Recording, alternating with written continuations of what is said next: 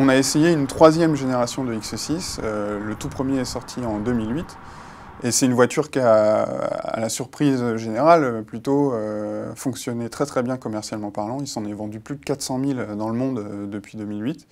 Donc BMW eh bien, ressort une troisième génération qui, comme les précédentes, est basée sur la plateforme du X5.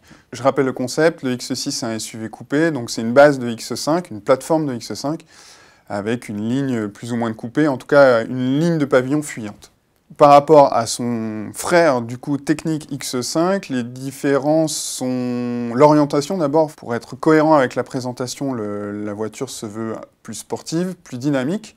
Alors justement, c'est un SUV qui cherche constamment à échapper à sa condition de SUV, c'est-à-dire qu'il a un gros moteur.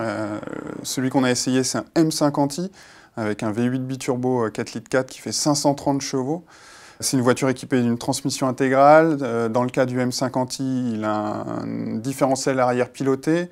On peut même l'équiper en option de barre anti-roulis active, de roue arrière directrice. Enfin bref, c'est une voiture qui cherche, oui, constamment à faire croire que ce n'est pas, en tout cas au conducteur, que ce n'est pas un SUV, que c'est bien mieux que ça, que c'est presque une sportive. Malheureusement, le résultat n'est pas tout à fait là selon moi. Alors c'est quand même une assez belle démonstration de la part de BMW, c'est quand même une voiture dynamique, efficace, très performante, ça fait le 0 à 100 km/h en moins de 5 secondes, ça freine très bien, ça tourne très bien. Par rapport au poids de la voiture, qui dépasse les 2,3 tonnes, c'est assez incroyable, c'est assez bluffant. C'est, oui, une vraie démonstration. Sauf que vraiment, si on parle en matière de plaisir de conduire, et pas seulement d'efficacité froide, pour moi, le compte n'y est pas.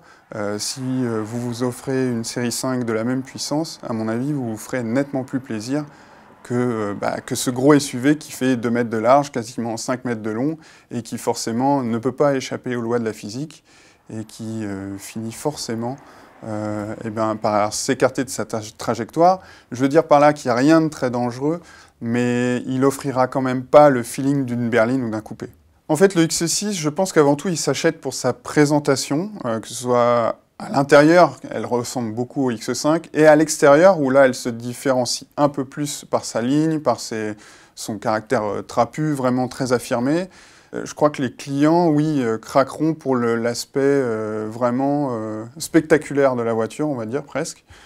Mais du point de vue de la conduite, la différence avec un X5, au fil des générations, tend malheureusement à se réduire. Ou heureusement, puisqu'on peut en déduire que le X5, lui, continue de progresser année après année.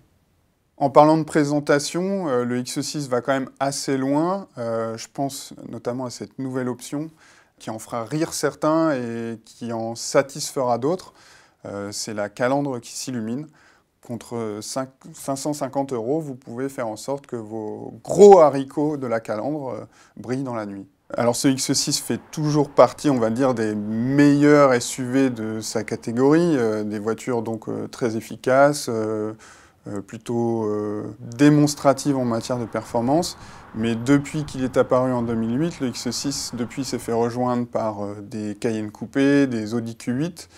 Alors s'il est quand même plus dynamique qu'une Audi, il est devenu à mon sens moins que la Porsche, qui est assez fort en la matière aussi pour transformer ce genre d'engin en des voitures plutôt sympathiques à conduire, en tout cas bien plus sympathiques que leur gabarit le laisse entendre.